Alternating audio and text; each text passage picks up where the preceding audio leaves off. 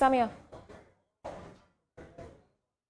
অ্যাম্বুলেন্সকে জরুরি সেবা খাতে স্বীকৃতি দিয়ে এর যে রেজিস্ট্রেশন আছে সেটি যাতে বাণিজ্যিকরণভাবে করা হয় সেই দাবিতে কিন্তু আজকে রাস্তায় নেমেছেন বাংলাদেশ অ্যাম্বুলেন্স মালিক কল্যাণ সমিতির যে সংগঠনের সদস্যবৃন্দরা আছে তারা কিন্তু সকাল থেকে এখানে অবস্থান করছে প্রেস ক্লাবের সামনে এবং তাদের যে মূল দাবি দুটি সেটি কিন্তু হচ্ছে রেজিস্ট্রেশন অ্যাম্বুলেন্সের রেজিস্ট্রেশন বাণিজ্যিকরণ না করা পর্যন্ত ট্রাফিক আইনের আওতায় যে অ্যাম্বুলেন্সগুলো রয়েছে যে মামলাগুলো তারা দিয়ে থাকেন সেটিকে স্থগিত করতে হবে এবং তার একটি আলটিমেটামও দিয়েছেন।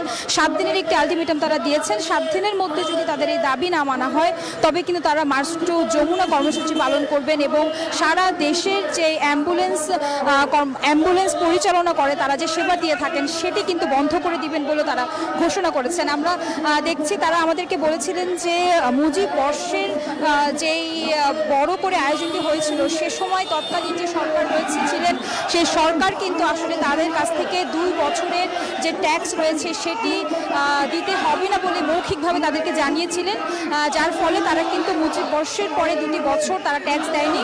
পরবর্তীতে সরকার পতনের পরে আসলে সেই ট্যাক্সের পরিমাণ বেড়েছে এবং মৌখিকভাবে সেই ঘটনাটি ঘটার ফলে কিন্তু পরবর্তীতে যে সরকার রয়েছেন বর্তমান তিনি তাদের কাছে বিগত 2 বছর সহ চলতি বছরের ট্যাক্স কিন্তু তারা আসলে চাচ্ছেন। এর ফলে যে সমিতিগুলো মালিকরা যারা আছেন তারা কিন্তু আসলে বলছিলেন এতে তাদের উপর আসলে একটি বাড়তি চাপ পড়েছেন এবং এই বাড়তি চাপের ফলে তারা আসলে অধিক ভাড়া তাদেরকে দিতে হবে, অর্থ দিতে হবে, ট্যাক্স দিতে হবে।